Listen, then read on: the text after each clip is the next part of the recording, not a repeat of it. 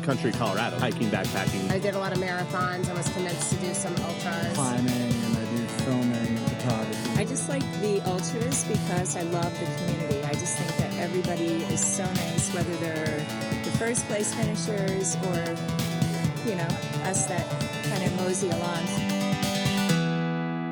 So thanks, guys. I'm here with Russ and Corey, who's also hosting tonight. We've come together tonight to chat with Dave Mackey and Avery Collins in response to a social media dust-up over the use of marijuana in ultra running. Before we start our discussion tonight, I'd like to take a couple of minutes to highlight what Dispatch Radio is all about. The crew at Dispatch Radio came together because we love adventure in the outdoors and we wanted to inspire others with local athlete stories so they would get outside and try different sports. We also loved the idea of making connections between different athletes who inspire each other. I was pretty disappointed to read many of the responses and judgments being thrown at both Avery and Dave over social media in the past couple days. This has created separation in our ultra running community rather than connection. And this is not what we're all about. Our hope is that tonight we can reconnect in our differences and see that both Avery and Dave ultimately come from a loving place for the sport who share the same passions. We all have different views as listeners. Can we, in my living room tonight in Boulder and listening to this podcast, start to listen more deeply and with an open mind? Moving forward, we ask you please to only respond in positive and constructive ways towards both these talented and amazing athletes. And I'm just going to pass this over to Corey so we can get to know our guests a little bit more. So speaking of being extremely talented athletes, the win or top 10 list from you guys is both just off the charts compared to, I mean, I don't even know. Dave has won Quad Dipsy, Mount Mitchell, Miwok, American River, Bandera, Waldo, Zane Gray, JFK, San Juan Solstice. I mean, the list just goes on and on. And that's not even like the smaller races, like the a smaller 50K or something. 2011 Ultra Runner of the Year. Ultra Runner of the Year. So Dave, and apparently maybe 2004. We're not sure. We need to fact check.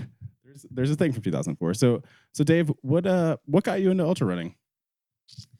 Basically, just trail running, just going out in the mountains first of all, in Breckenridge and Leadville, where I lived in '93 to '96. How'd you end up there? You didn't grow up? Did you grow up there? No, I worked at the Breckenridge Outdoor Education Center. I taught it's a wilderness adaptive program for disabled kids and grown-ups, and worked at the adaptive ski program, and did that for several years, mainly the wilderness adaptive program.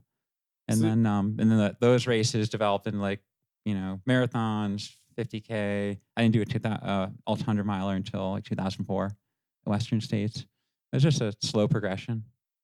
So first 100 miler, top 10. Was ultra running?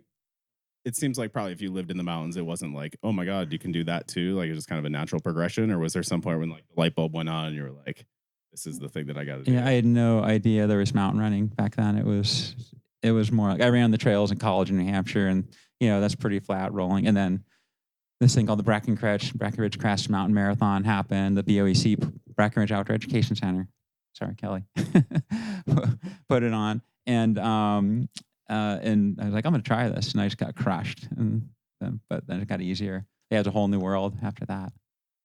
Cool. And so you've been running pretty successfully for what now seems to be a long period of time. I feel like we see a lot of runners come into the scene and like crush it for a year or three and then just kind of fade out. What's your take on how ultra running is now versus when you first got started? It is very different. It's more intense now, for sure, as compared to even 5 years ago, I think. 15, 20 years ago. Actually, I did my first ultra it was 20 years ago, probably today, or around now. Actually, in April, yeah. And it was more laid back then, for sure, which brings us to probably the topic at hand, which we're getting into. It's a different world now in the sport than it was 10 years ago, and more competitive, way more talented. I mean, it's off the charts with what some of the runners are doing, male and female. I mean, to have Stephanie Violet win the Bandera 100K outright is amazing, and then to have Jim Walmsley and Krar, and those guys, just incredible speed. Cool. And how do you spend your time when you're not training or racing? Which I imagine training probably takes up quite a bit of your schedule. Well, not anymore. I lost my leg, but I'm getting back into that. But back into training, I should say. I got 2 little kids. We live right over the Mesa Trail on the other side of Cool. your house here. And try to get outside and ride my bike now, which is great. I work as a PA. What does that mean? It's a physician assistant. So I started a new job working in urgent care. I had been going up to some Indian reservations in South Dakota for a couple of years working in emergency rooms. That took a lot of time, but I also had a lot of good time off too. That's basically my life: family, work, exercise. How old are your kids?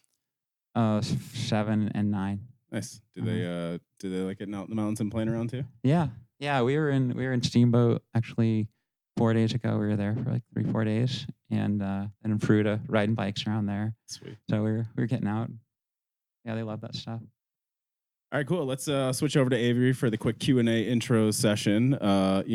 Similar kind of story. We've got, so Avery has won Colorado 200, Uray 100, just won Georgia Death Race, which is The Georgia Death Race. 68-ish miles. Sean O'Brien 50. This is crazy because these are all the races that are like between you two are like the races that have been. I moved here from Chicago 2 years ago, and these have been like the things that I either have like dreamed of doing and went and did them. Certainly not competitively, but like just reading this list is like, God. Were you taking PEDs? So cool. No. What's a PED?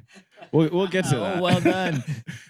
Belmonte Catching on 50, fast. Table Rock 50, Cloud Spitter Run 100, or I don't know, top 10 at your Ultra Race of Champions, top 10 at Fat Dog, top 10 at Indiana, top 10 at Hurt 100. He's fast. We get it. Yeah, so we got some fast dudes here. So same question started off for you, Avery. How'd you get started into ultra running? Was it like you knew you were targeting that from the time you started running?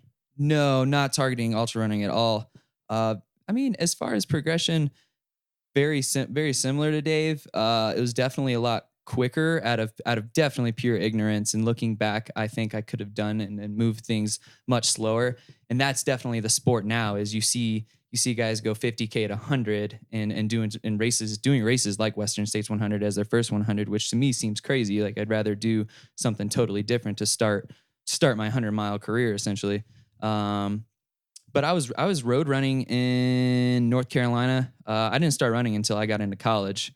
And you can't tell now, but I was more of a meathead. I was into lifting weights, and I lost my gym membership. I didn't lose my gym membership. I just didn't pay for it the next month. So I was like, well, I got to stay in shape one way or another. So I went for a run to the end of the neighborhood, which was only 1.5 miles down the road. And that was not a pretty sight. But ultimately what I found from that run to the end of the road, I enjoyed the pain. I enjoyed the fatigue. I loved how hard it was because it did not come easy, as things still don't come easy.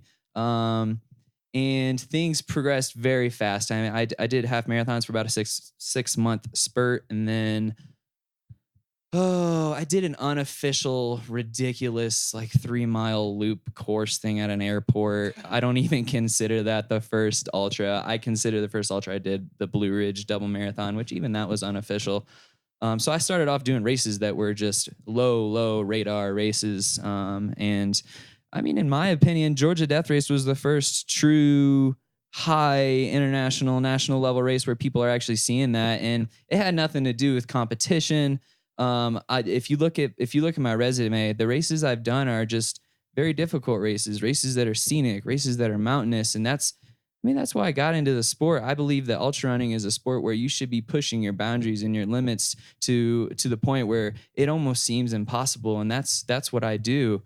So that's why I did races that ultimately not a lot of people do. And don't get me wrong, races like Western States and Leadville they're difficult because of the aspect that people are running so fast. And I'll be straightforward, like Colorado 200 and Ouray 100 are slow. Like they're just a long grind, and they can be ran faster. Slog fest. I finished 20 hours after you did Colorado 200. Oh man, I keep forgetting that you ran that. I apologize. I'm so Well, sorry. Avery, did you even notice the shirt that I had on today? I'm a little disappointed in you and your observational. Do you see this? Do You act like I know. You act like I know. Run 828. You know what that is? It's probably Asheville, but it's not. You know? Is it Asheville? Aaron, your boy Aaron Saft? It's Asheville. That's right. Yeah, Run but how am I 828, boy. Represent. How am I supposed to know area codes everywhere though? Like, I don't know all the area codes in every city, but I do. I have respect for that. All right. Aaron Sapp's a cool dude, by the way. I Yes, met him he over is. at He's gonna be- Georgia Death Race. We did a show with him. He's going to be coming out soon. Awesome. And Avery, when you're not training, how do you like to spend your time? Smoking weed. Oh, for sure. Yeah, that's definitely. I mean, that's something I do with everything. It's not just like something that's associated with running. Definitely because I mean, weed came long before running did. This is something I've been doing and it's not like something I'm proud to say, but like I was doing it in high school before I was running. But in my free time, snowboarding for sure. I picked that up real fast because I used to be a surfer. Biking, I bike a ton now. It's just a good cross training tool, and it's And you've got some new road wheels, I hear. yeah. Shout How out about that? Shout out to the owner at Twisted Trails Running Company, Eric. Eric bought me some new road wheels for running the race, which was really cool. I really Eric, the man I appreciate made that. blush on our episode last Yeah. week. Yeah. He's not used to being behind a microphone. Not that I'm quite there either. But yeah, road biking and snowboarding have consumed a lot of time. I mean, I'm not real big on like the whole party scene and going out. Like, I'm not gonna lie, I have 1 or 2 beers every single night, but that's the limit, man. Because after that, I'm waking up with a pounding headache in the morning. So, yeah. Cool. All right. And then one more kind of intro question for both of you guys. Being so successful and winning so many races, are you competitive by nature? Or are you just naturally talented runners, or is it a little bit of both? You started the last one. I'll let you just go in that order. I'm pretty competitive. I'm very competitive. I think that's part of the reason I did it for a long time is I did love to compete. You know, I loved to compete, loved being in the outdoors, exercising, loved the mountains, or even the flat stuff, deserts, everything. So being out in the outdoors and everything is a huge part of it, but I'm pretty competitive. Yeah. And I love to win races. I love to be right up there. Just the feeling of competing is really wonderful. But I mean, that's probably a lot of people do these sports. I certainly too. don't. I mean, I'm like, near the back of the pack. I love being out but there. it's self-competitive too. It's yeah, also totally. it's intrinsic too, as far as people doing the best they can or beating their time or just feeling really great after a race. Yeah. And Avery, how about you? Yeah, I'm very competitive, and it all came from my basketball background. I played basketball my entire life, all through high school, and made some decisions after high school not to play in college. But I mean, I've always said that my love and passion for running and my drive and competitive nature from basketball are essentially what have created the ultra runner that I am. And when I first started ultra running, there was zero level of competitiveness because like most people getting into the sport, I didn't know I was good. And it took a long time to find out I was good because I started off with running with a lot of older guys in Indiana that didn't even do mountain running. So I had no idea what I was capable of. And it wasn't until they took me into the mountains that I realized what this experience was and what it was like. I wanted more and more and more of it. I almost like hate to say this, but it's went from something that was just about pure love and passion, and it's still there. There's no doubt about it. It is still there. However, the competitive drive has really come in full force over the last year, whereas I used to go into races and I was running lower level races, so I was winning them just because it wasn't as competitive and it was something that just happened naturally. Whereas now, like, I have to work for that win. And I don't know if I necessarily like that as much. I mean, but that's what's going to come with it when I'm signing up for races like Georgia Death Race and here and now Western States. It's just that's what comes with the race itself.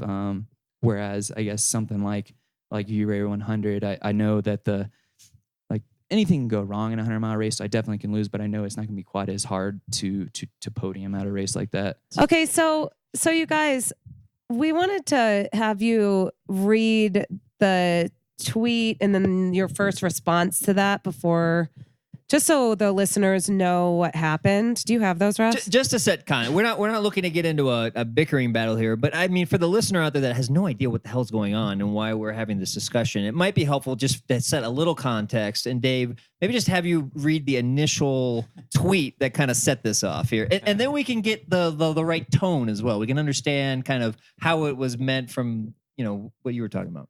Okay, I guess I wrote at Bob Shee, best third at Georgia Death Race.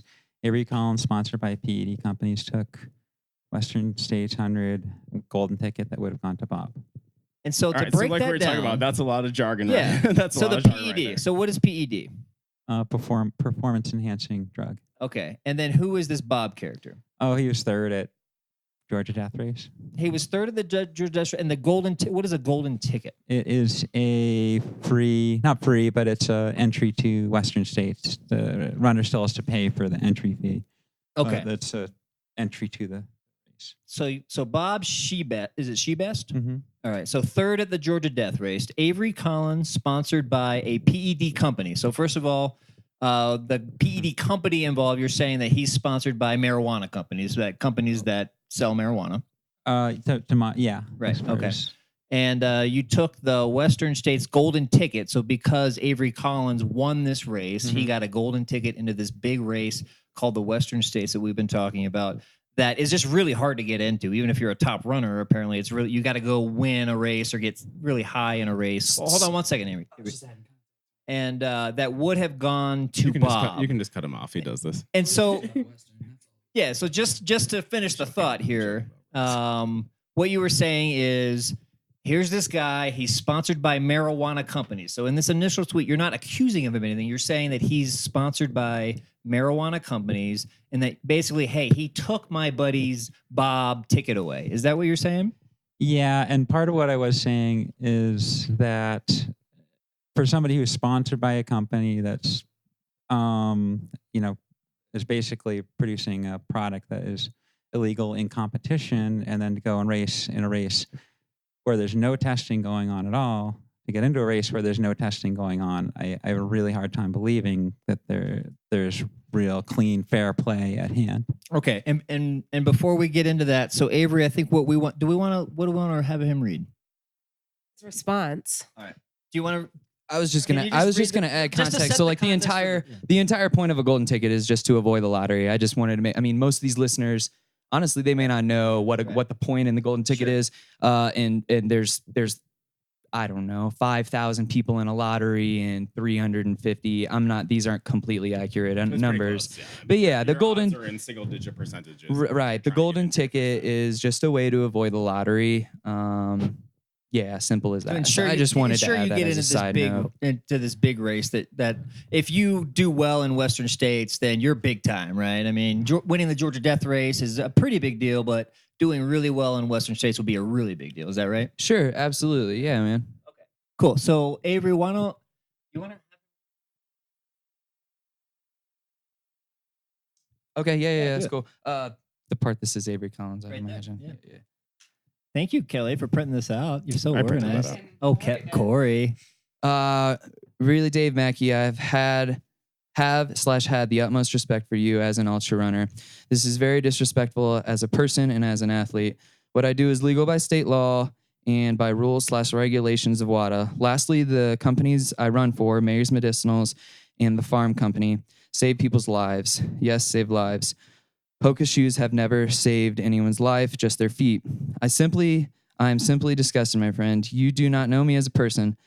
I am a local in Steamboat that people look up to and respect. I am the guy that smiles and waves to every person that walks down the sidewalk. I'm an RD, a brother, a friend to many, and a GM of 2 running stores. I am heavily involved not just in the running community, but the community as a whole, and you're going to say something like this? Low blow, my friend, low blow. Oh, and by the way, I passed all drug tests that have been administered. The oh, by the way part is in parentheses. All right, so from here, I wanted to start this off by saying, or just by asking, and we'll switch up the order this time. It seems like perhaps we should take a step back and talk about performance-enhancing drugs first. No, let's not do that. Dave, what was going through your mind? Why did you send the tweet? It seemed like so everybody knows you as like this upstanding person, 2011 Ultra Runner of the Year. You've had a 20-year ultra running career. And then you're like popping off on Twitter saying basically, hey, Avery, like you don't deserve this golden ticket. My buddy who ran, oh, by the way, more than an hour slower than you actually deserved that golden ticket. Like, why did you send that tweet? Well, the hour slower than him really doesn't have anything to do with it. It's more the placing that's the important thing. Well, overall, I guess this is for me in a nutshell the fact that the sport is at a critical point right now. I mean, with where road running's going, getting all these positives of top performers like today. It announced a marathon one from the Olympics in Rio was banned because of EPO. Saying Avery does EPO, but the fact that PEDs are becoming increasingly relevant to sports, to top sports, and ultra running is basically becoming a top sport. In order to be at these top races, to be sponsored by a PED company infers that you're using these products and gaining an edge in competition or not. And so I really believe that an athlete like that needs to be tested more often by a WADA or USADA, USA drug testing, basically, at every race. And it's kind of gotten to that point. I mean, Avery's got a great running career, and that's great. But I think it's at a certain point coming with Western states in a very coveted spot into Western states by a lot of elites is I think it's important that a verifiable testing process happened, and I think it's critical. And I don't know. I mean, there's a lot of implications to the whole testing process, like who pays for it. Shouldn't come out of Avery's pocket necessarily, but there needs to be a process in place where the integrity of the sport is protected. So basically, kind of to summarize, like first of all, the initial tweet here that kind of set this social media thing off this week, which is why we're sitting here, is not really about Avery. It seems to me like what I'm hearing is you're coming from a place of like he is the most visible example of the thing that I am concerned about for our sport. Is that accurate? Yeah, I guess he is the most visible example. I can't think of anybody who's sponsored by a company who is winning races, sponsored by a company that is a PED, like prednisone in competition. That's illegal. No one's sponsored by that. Yeah. So I guess, yeah, it's a very unique circumstance for sure. And I mean, just thought, I just want to make clear that I'm not anti-pot at all. I voted for Colorado legalization. I believe it has fantastic medicinal benefits, healing benefits. It's a great medicine too. And Avery, from your perspective, so part of this is like a discussion about PEDs, right? And part of this is a discussion about how people interact on social media, right? So I'm just starting with the social media, and getting, that's the main thing I wanted to know, was like, Dave Mackey, this guy that I have, in my head, like I don't picture you like popping off on Twitter, like what seemed to be kind of a little bit of an attack on a person, after they win a race. Yeah, I mean, a couple of the words could or should, maybe I could have used the word could instead of should in that tweet. Yeah, it's that's regrettable. But there should have been a longer form for me to put that out there, maybe. But you you did start a conversation for sure. And Avery, what is your perspective on this? I mean, I'd like to hear you guys kind of just talk a little bit about this issue and kind of what's here. So what we hear is Dave saying, you're sponsored by a company that in his view is a PED company. And I guess maybe we should unravel that. Like, do you really think that the farm that makes marijuana is a PED company, Dave? Okay. Well, no, it's not a PED company. It's a legal business for producing marijuana. Great for a lot of great purposes, but it is banned in competition. Avery, take us through your thinking on this. So am I ultimately am I responding to whether or not this is a PD, or am I responding to social media, or am I responding to all of this? Can you respond real quick to what you were just talking to? To Dave about? Yeah, Yeah. like that you agree with some of what he was saying. Sure. Yeah. Absolutely. So I mean, I'll start with a simple, and we can dive into this. I'd be more than willing to. I'll start with a simple no, that I do not believe it's a PED, and then moving forward with Dave and I were just speaking about. I'm 100% open to drug testing, and I've taken a drug test directly after the URA 100 that actually tested for 50 nanograms per milliliter of THC or cannabinoids, which is actually a much more stringent test than what WADA asks for to be taken. They ask for 150 nanograms per milliliter. But beyond that, I've personally contacted the Western States 100 race director, asking him, you know what, I should be 100% on this one. I did not ask him. I told him that I would be more than willing to take a drug test before and after the race. He did not specifically say that he was going to. He just thanked me for me being open with him. Because I also, when I got a hold of him, I just told him, look, man, I've followed every rule, every regulation, every step of the way. Because when I got into this, I knew what the implications were. When I knew I was going to be a proponent for something this big, something no one else has done, I've stuck my neck out. And there is no doubt about that. So I've done my best to cover my rear every step of the way. And with that being said, there's journalists along the way that I don't even know that have written articles, and this is something people have to understand. You can't believe everything you read on the internet. I have been in a lot of articles, many articles, and most of them aren't related to running, because at the end of the day, my running background is nothing like Dave's. It truly is not. I've only been running for 4 years, ultra running for 3. Dave's been running for 20. And majority of my articles have been cannabis-based articles. And with that being said, I don't have control of what people, especially journalists, grab from the internet and twist and turn my words, because I've been very clear from the get-go that I don't use in competition. And I can see where people could ultimately read any given article, which I'd say majority of articles on the internet do state that I've tried to make it clear that I don't use in competition.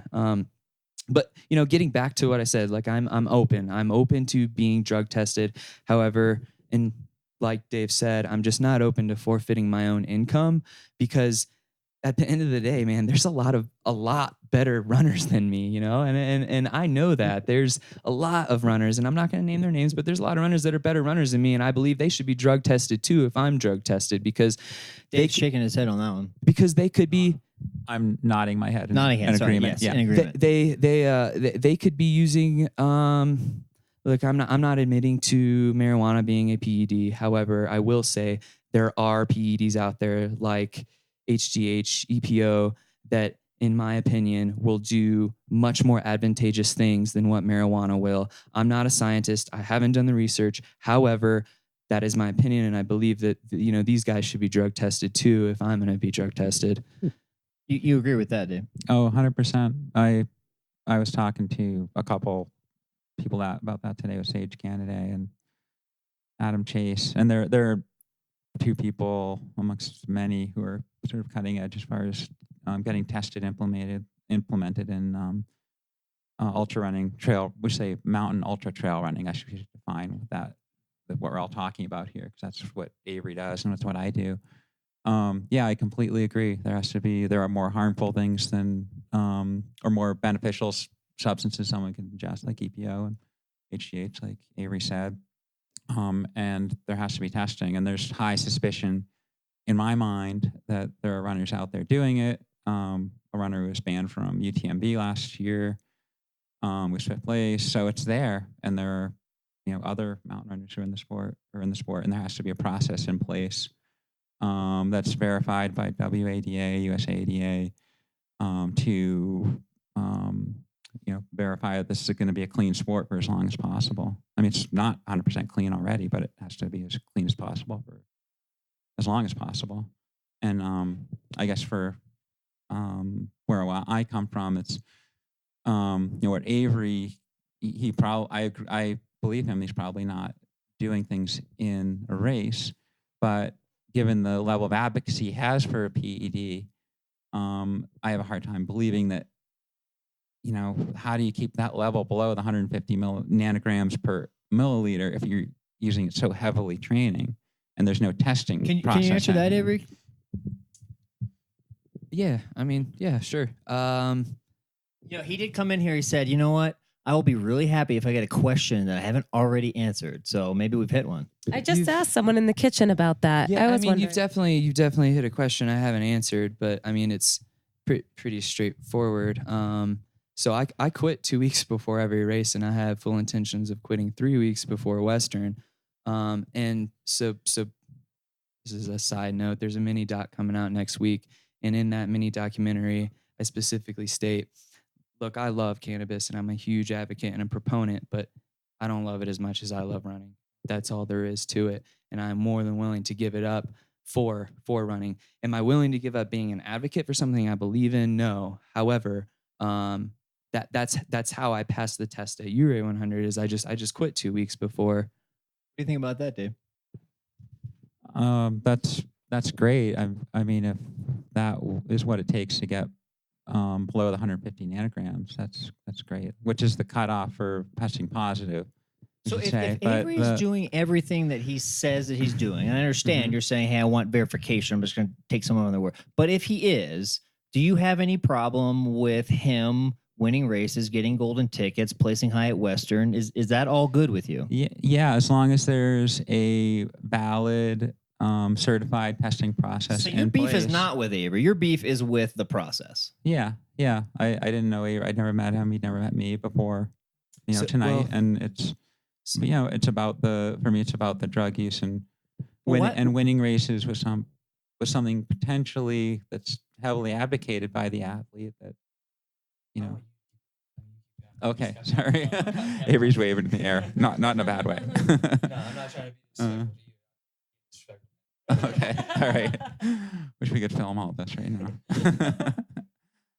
Completely lost my train of thought there, by the way. I apologize. That's man. okay. I really do. Pointing. Look Yeah. So I mean, like my only question to you, Dave, is, so I've contacted the Western States race director.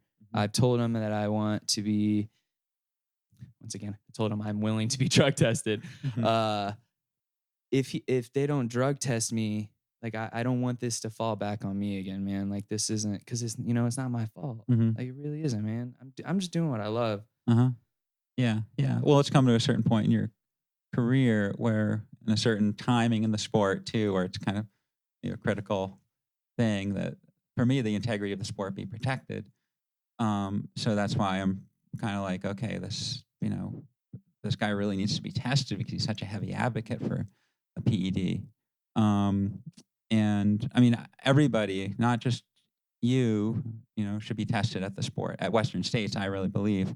I've been contacting Craig about getting that done several years ago. I tried to get that process started, and it really should happen. There and other top races. On the PED, where does marijuana, Dave Mackey, for you stand as far as concerning PEDs? I hear you saying, I don't want the sport tainted with PEDs, but in your mind, is marijuana truly like at the level of like EPO? No, not at all. It's EPO, testosterone, anabolic steroids, HGH. You got, and then there's probably about 50 other, 100 other drugs so that are. We hear you suspecting that maybe Avery, because he's an advocate of marijuana, may be using or having in his system a PED. Do you think that there are athletes that have the other more alarming PEDs? Oh yeah, absolutely. And they've been, like I mentioned, at UTMB, Ecuadorian runner who was caught. He tested positive for EPO. That's the one we know about, as well as some mountain runners from Europe who have come over to the U.S. to race at the North Face 50. I think there's a triathlete who is banned actually from triathlon who is competing in ultras right now, a female from Canada, I believe. Maybe I'm wrong. But there is, we can look it up. I can't remember the name, but she's competing in races up in the Northwest. So yeah, it's here already. And I think she was convicted of I can't remember if it's EPO or a steroid. I was wondering, and a lot of people are wondering, what do you think makes marijuana a PED? What about it? I don't. This is Dave speaking, of course. I don't know, honestly. I smoked in high school, like Avery, hash and marijuana, loved it, and but I haven't in like 20 years, like 15 years, 20 years probably, because it doesn't do anything for me. It makes me go to sleep in a corner. But for other runners, I mean, it's an anti-inflammatory, anti-nausea med. It, reduces the pain response. It's by definition a hypnotic type of drug, and I mean, it might be different for everybody, but it has a potential to really improve their performance. Avery, do you agree with all that? Yeah, 100%. Yeah, I mean, I definitely agree with everything that it does. My only issue is just the fact that so everything that cannabis cures, there's something else that's legal that can cure it as well, whether it be ibuprofen, And Dave's ginger. nodding his head yes on that. And that's my biggest problem. I just hate that marijuana's. Ultimately, marijuana has been pinpointed because it does all these things in one substance, as opposed to taking, perhaps 3 different pills and taking ginger. So it's like weight's been eliminated or something, So for me, the only reason why, and this is. So this is partially opinionated and partially fact-based. It is my opinion that marijuana is not a PED. The facts behind it, however, after researching on WADA, I've found that there's more cons than pros. I'm not going to name the list because I'm going to have to reach under the couch to pick up that paper, which we have banned. We've established that this is a no couch sesh, no notes. Yes, couch sesh, no notes. So I'm not going to name off the list. I've just found there's more cons than pros, which is, this is a good point. This is why I don't use it in competition, is because, one, there is more cons than pros. And what it comes down to is there's no rhyme or reason really why I'm a cannabis user. It's because, to be straightforward, I like getting high. Like that is why I use cannabis, and I'm going to be real transparent about that. And then in addition, when I do use cannabis, I'm going on, say, my absolute longest run, which I do quite frequently before a 100-miler. It's the same route. It's a 48-mile run in Steamboat. That's the longest run I use cannabis in, which means come mile 60, come mile 70, come mile 80, I don't know how it's going to affect me in this deep into a race. So it could be very detrimental. And ultimately, I think it could hinder my ability psychoactively to be focused on what's going on, especially in a 100-mile race when you're, at Western, hopefully it's not too late in the day, but when you're that late into the race, you're tired, period. Like you are mentally and physically tired. So it'd be ultimately a major risk to use cannabis. Now, going back to what Dave said, I will agree with him. There might be runners that have found how to use cannabis late stage in the race. That's not me. Like, I have no idea. Avery, I have a question. So is that the longest run you do before a 100-mile race? Is that 48-mile run in Steamboat? Yeah. I'm just curious because in my experience and with a lot of runners and people who train that I know, we do exactly what we're going to do in a race to prepare for the race and have like sort of mimic that plan. So it's interesting to me that you are doing that and you're not worried about like, oh, I'm not using anything. And now I'm in this 100-mile race and I'm going to be experiencing this in a totally different way. Yeah. And how is that experience different? So, first of all, awesome question. So this is going back to the passion and love for running. I like combining the two. For me, it is it's an amazing experience. I do it because I absolutely love it. I mean, this is going back to being transparent. I enjoy being high while I run. However, at this stage in my career, and like I said, like I don't have the results that Dave Mackey has as far as extensive results, but I feel like I'm at the point in my career I figured out how to run 100 miles, so I don't need cannabis to do it. It's just in your body. Yeah, I mean, Yeah. I've ran 700 or 800 milers now. Like I've got it dialed down. I know what happens, and when something happens, I know how to take care of it. And this is going back to, if I'm feeling nauseous, I'll take some ginger. If I'm feeling tired, I'm gonna take some caffeine. Like these are things that I've done time and time again. So I don't need cannabis to, like, there is multiple supplements for cannabis, and that's what I'm using. It's just unfortunate I gotta have all these things in my drop bag. I mean, but I mean, at the end of the day, I get high because I enjoy doing it while I run, but I don't need it to run, not at all. So is the only disagreement here actually in the room is who's going to pay for the drug testing? Because Avery, you're saying I invite drug testing. Dave's like, I want drug testing. Is that the whole crux of it? Who's going to pay for it? Well, I'll speak up. No, for me, it's still to protect the integrity of the sport, given the fact that something like a PED is heavily promoted. I really think that person needs to be tested more regularly. Whether that's just at competition, actually, probably just in competition is probably the most appropriate thing. I have no reason if he was a sponsor for an EPO company, then be out of competition for sure. He probably wouldn't be competing at all. But yeah, I think more regular testing needs to happen for Avery. I mean, honestly, sitting here, I'm impressed with Avery's candidacy. He's well spoken. It seems like his argument is very logical, and I think he's very sincere. But I think the integrity of the sport is extremely important, and the testing process hopefully will happen so that somebody who is sponsored by a PED company, whether he's a really nice guy like Avery or whoever it is going to be guaranteed caught, or most likely caught. Can you expand on what you mean by, and I think I have a sense of it, I'd just like to hear you explain it. Can you explain what you mean by preserving the integrity of the sport? And it sort of ties into a question that I saw in a lot of the comment threads, or a comment that I saw in a lot of the comment threads, which was, Avery, you're, creeping up on being a professional runner, or you are a professional runner now, you need to start acting professional.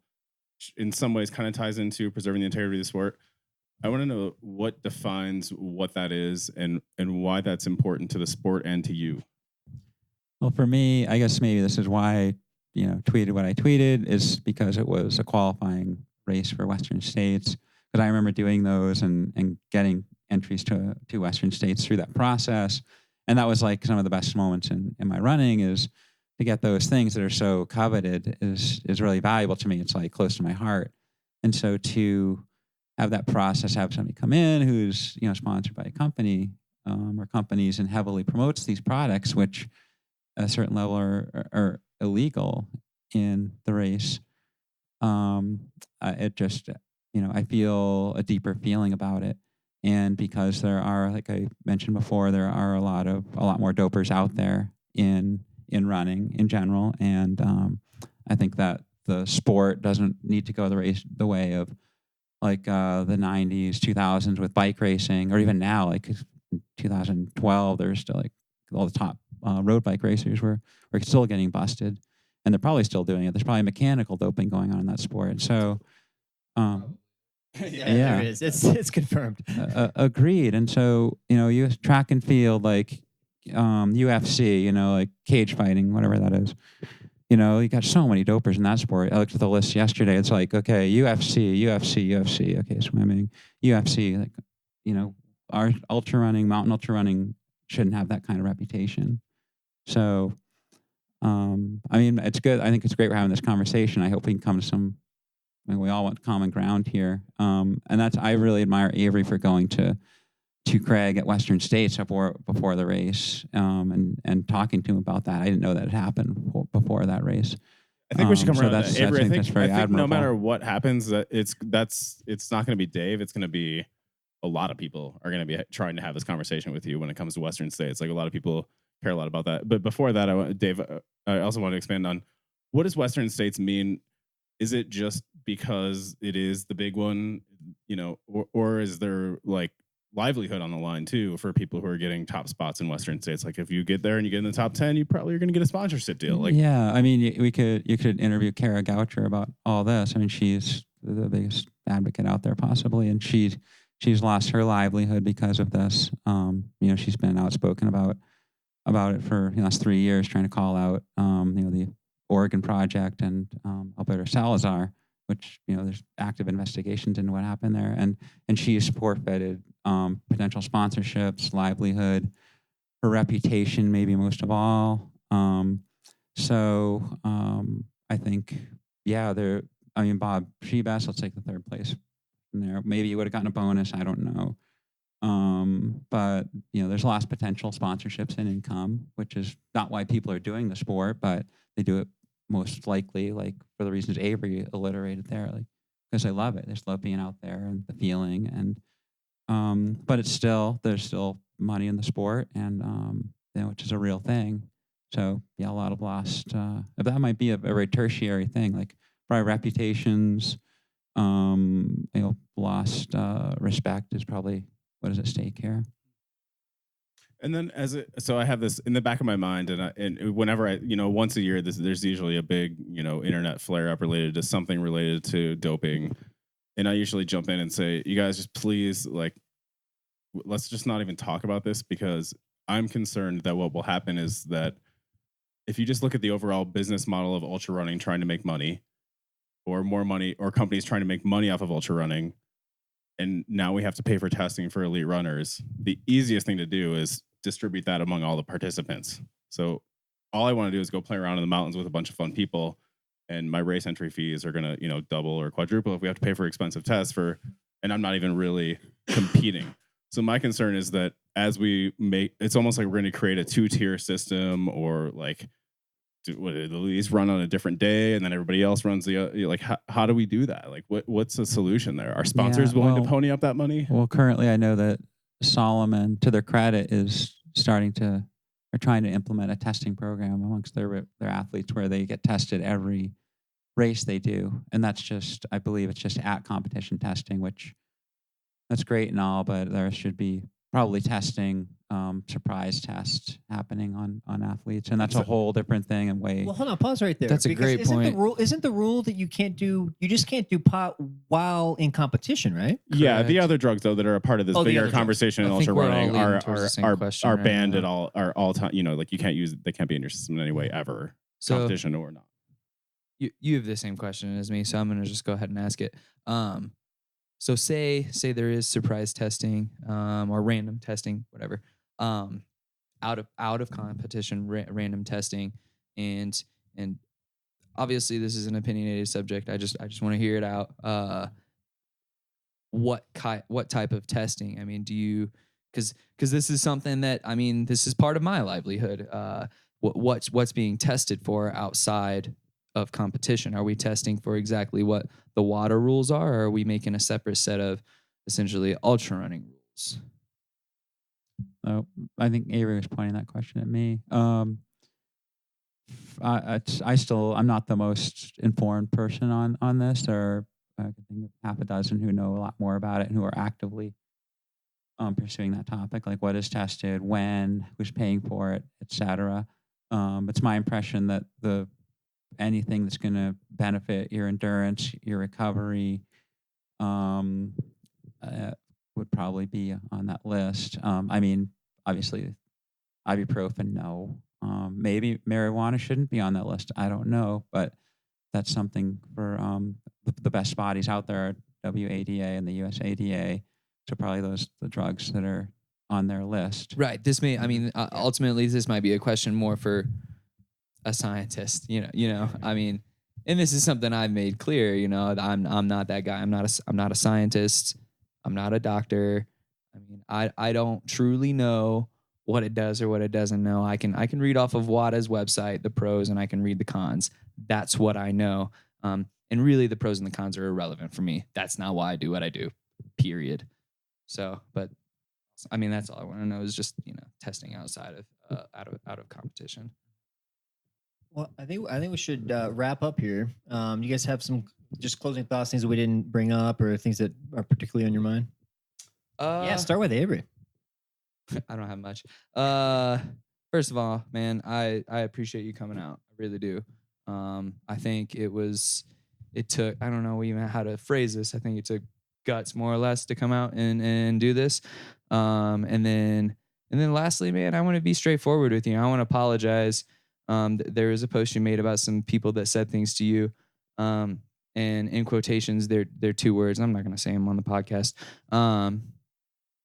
Those I can guarantee you were not my friends, man. Like those, because I don't have many friends. Straight up, like my group is small, and I like it that way. These were people that were just emotionally provoked through what you said, man. And I'm sorry that these people attacked you. I made it clear in one of the posts that you said. I made it clear, man. I want to keep it respectful and peaceful.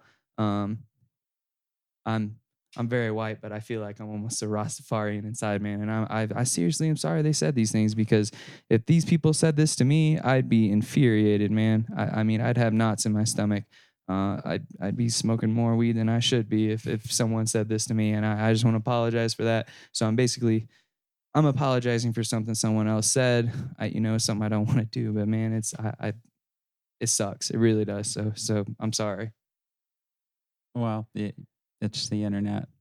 So yeah. I mean, I just want to let you know these aren't everywhere. So thank these, you though. Man, these aren't my. Mhm. My friends go to my races. Like the only friends I have, you're gonna see them at Western States, and they were at Georgia Death Race. Like I don't have it. My friends are the people that are true and that are close to me, and that's why they come to all my races. And I actually I get a lot of shit because I have so many people at a lot of people for an ultra race at least, like the only 10 to 15 friends I have, they all come to the race, man. It's just, I get a lot of love from them, and these right here, man, these aren't my friends. I'm sorry. Yeah. I've definitely learned from the process that Twitter is not the best place to have a dialogue. As we all know, our president does that. There's a lot more details that need to be paid attention to, and I could have illustrated those better than in a tweet, and maybe I should have. I definitely should have. I still believe in the testing side of it, as far as the sport, and I hope, I believe you're not testing or doing what you do in races, but it's good to have this dialogue. Thanks so much for coming, you guys. I think that it's obvious that things were cleared up and that you made a connection. And we really appreciate your authenticity and you being here. And I hope you have a really great race at Western States. And we hope to have you back on, Dave. We really enjoy your company, and it's amazing to meet you. And I've been following you for a year. So thanks so much. Thank you. And I think an appropriate end would be See you in Squaw. Can we have the handshake now? Can we have the handshake? Hey, man. All right. I apologize for coming at you, man. I really do. That's not. Much love. It's not me, although I said it. Like I apologize.